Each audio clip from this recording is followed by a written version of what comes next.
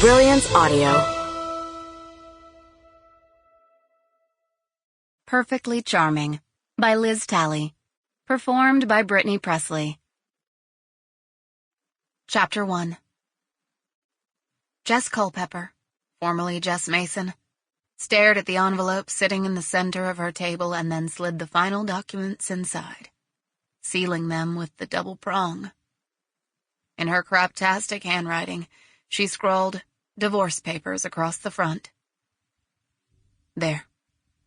They were now ready to be added to the filing cabinet beside her cramped desk, filed somewhere between business receipts and federal income tax returns.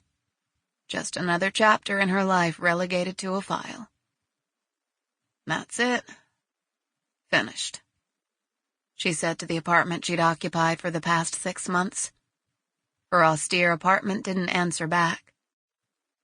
She'd never added any homey touches to the place, preferring the white walls and utilitarian carpet over anything that might look like she gave a damn. She hadn't wanted to live here anyway. Sky Oaks Condominiums, a romantic name for a bunch of boxy, plain apartments. She picked up one of the salt and pepper shakers Lacy had brought back from New Orleans when they were 14. A comical gift typical of her late friend. The pepper shaker was a frog room, the salt was the bride. When lined up properly, the pair kissed. Silly like Lacy. Her friend had laughed and said they reminded her of Jess and her boyfriend Benton. Lacy had wiggled her eyebrows. Maybe he'll kiss you finally. No one had thought it strange that Jess had used the cheap ceramic shaker set atop her wedding cake. She even had a cute picture of her and Benton kissing behind the cake, mimicking the frogs. People had loved the personal touch, the fact that the two childhood sweethearts had married each other till death do them part. Or rather, until someone changed his mind and screwed their florist.